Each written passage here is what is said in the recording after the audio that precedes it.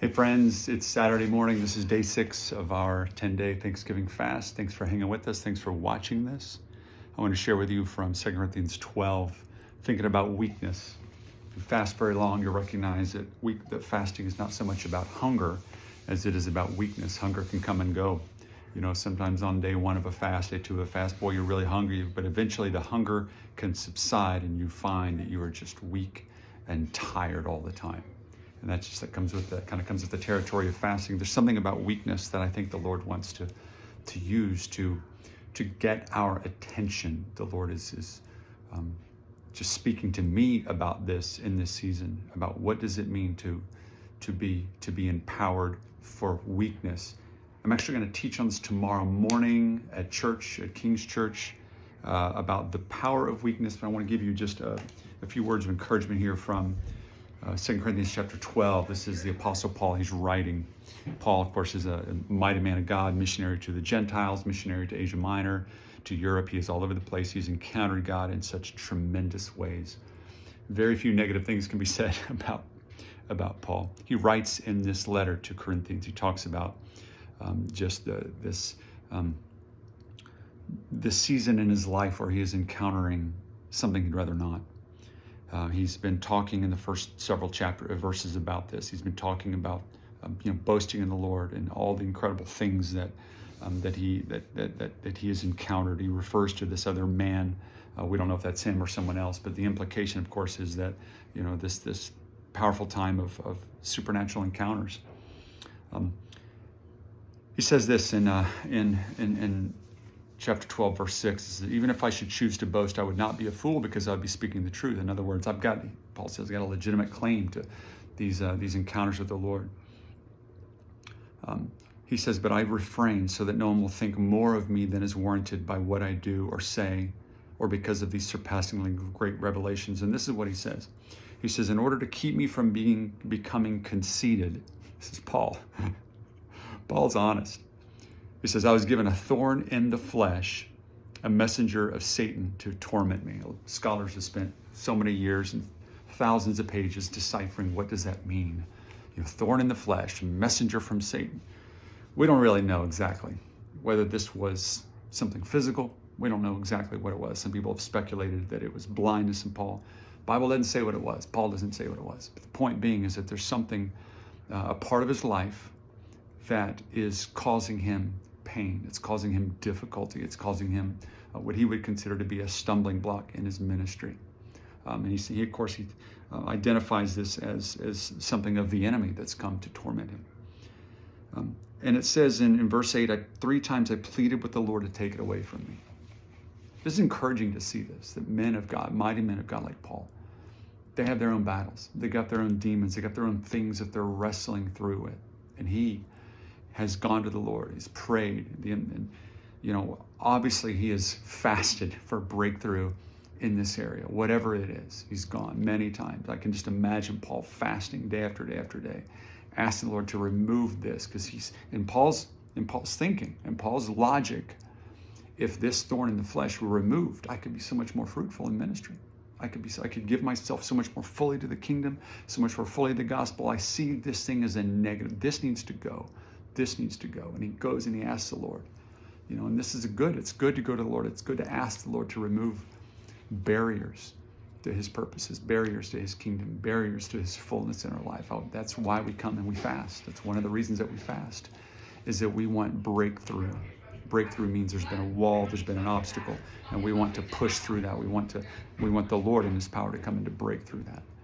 And Paul has done the same thing. He's our brother in the faith. He's done the same thing. He's gone to the Lord 3 times asking for deliverance from this. Boy, it'd be great if he said, on that 3rd time I got what I wanted. It'd be awesome if the Bible said that. After 40 days of fasting, this thorn in the flesh was taken away from me. I am now, Superman. I'm just blowing through in the spirit and power. And all of these hindrances were taken away from me. That would be so ideal. I love it. I love to see a formula here where if we fast and pray, all the obstacles will be taken away. Of course, you and I both know that's not the reality of the kingdom. That's not the reality of it. Sometimes God does not give us the breakthrough that we want. Verse 9 says, and he pleaded with the Lord, verse 9, but he being the Lord, said to me, My grace is sufficient for you. It's the first thing he says. My grace is sufficient for you. In other words, the overflow of my heart towards you, Paul, my son, Paul, the overflow of my love for you, my gracious hand that has saved you and sustained you. My grace is enough. It's enough for you, Paul. Even if I never do another thing, even if I never bless you another way, even if I never give you anything else, it's enough. And I need to come back to this place too, where I think God doesn't owe me anything. He doesn't owe me life. He doesn't even owe me the salvation that he gave me through the cross. That's all grace. And ultimately, even if I, from this point on, never do anything else again, even if I never have success in ministry or accomplish this, or my name is renowned among the nations, even if those things never happen, the grace of the Father to his beloved, me, his beloved, is enough. That's enough. That's all I need. That's enough to sustain me today, tomorrow, the next day, even if he never blesses me with anything else. That's the first thing he says. And then the second clause of this is, my power is made perfect in weakness. And that's even more confusing. How does that work? What does that mean? How is power made perfect in weakness? I'm a father of 4 children. Those of you who are parents, you can imagine what this idea of power being made perfect in weakness. You know exactly what that's like. Imagine that you're teaching your children. I've been teaching Lottie to ride a bike. Imagine that you're out there teaching her to ride a bike, and you give instructions. Say, beloved, listen to me. Keep your hand on the wheels, or keep your hand on the handlebars. Keep your feet on the pedals. I'm going to push. You're going to pedal, but don't try to steer to the left. Don't try to steer to the right. You just hang on and pedal. And I've been teaching Lottie to do this, and sometimes she'll get going, and sometimes she'll forget to pedal, and sometimes she'll want to go off to the right and to the left. And I can feel her straining against the direction that I'm trying to move her. I want to move her to the right. She's pedaling, and I'm pushing the car, I'm pushing the bike, and she wants to go to the left and wants to go to the right. And her power is in conflict with my power. Her effort is in conflict with my effort. And there is a beauty in her yielding to my power. There's a power that she will encounter by simply yielding to what I'm trying to do. And that's one of the principles of the kingdom. It's an upside-down kingdom. The last will be first. The foolish will become wise. The children will be the greatest in the kingdom. The weak will be made strong. And we're going to unpack more of that tomorrow. Again, I don't know. I don't always know why the Lord has made it that way. But I know that in this season of fasting, we can lean into our weakness. We can lean into not having the resources. We can lean into not having the answers. We can lean into not having the strength or the ability or the know-how to solve every problem.